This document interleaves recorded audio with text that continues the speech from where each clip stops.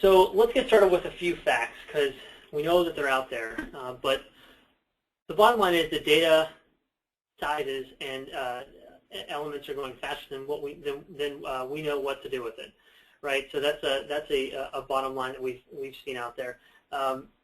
Some quick facts there. Right now, if you wanted to buy a hard drive that would hold all of the world's music, it would cost $500. There are 5+ billion mobile phones in use. There are 30+ billion pieces of content shared on social media sites like Facebook every month. And in fact, Facebook is one of the biggest purveyors of big data out there, generating 1 petabyte of data every day. And we'll talk about what that scale means in a moment.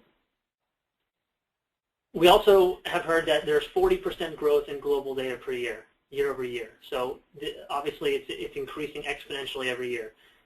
And also, just as another fact, 90% of the world's data has been created in the past 2 years alone. This gives you an idea of just how big the trend is out there. Obviously, the proliferation of data of this magnitude will have a wealth of potential benefits, right, depending on how it is leveraged. And that's really what we want to talk about today, is leveraging everything that's out there. So some estimates by the McKinsey Group have put the value of around $300 million in annual value to just the U.S. healthcare industry alone. For industries like retail, a potential of 60% increase in operating margins. Also, for consumer data, a $600 billion potential annual consumer surplus from looking at things like personal location data, so the GPS data that you see on your smart devices. And with that comes an increase in jobs. So a demand for deep analytical jobs on the volume of 200,000 more estimated. And also 1.5 million more what we call data-focused manager jobs. So really what it means is that in almost every area of businesses these days, the need is there for analytical, deep data analytical positions. So what does that mean? What does big data really mean for us? And here's how at Performance Architects we define big data.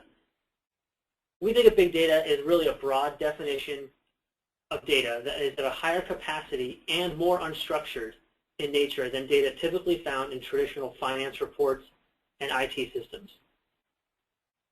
Big data size and subject matter varies by industry and is continually growing.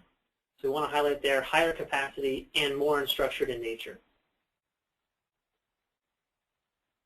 So what does that mean? What are some examples of big data streams that are all around us? Obviously, we mentioned things like Facebook, so social networking feeds, Twitter, Facebook, blog entries that are out there that might be proprietary to your organization, as well as things like weblog files.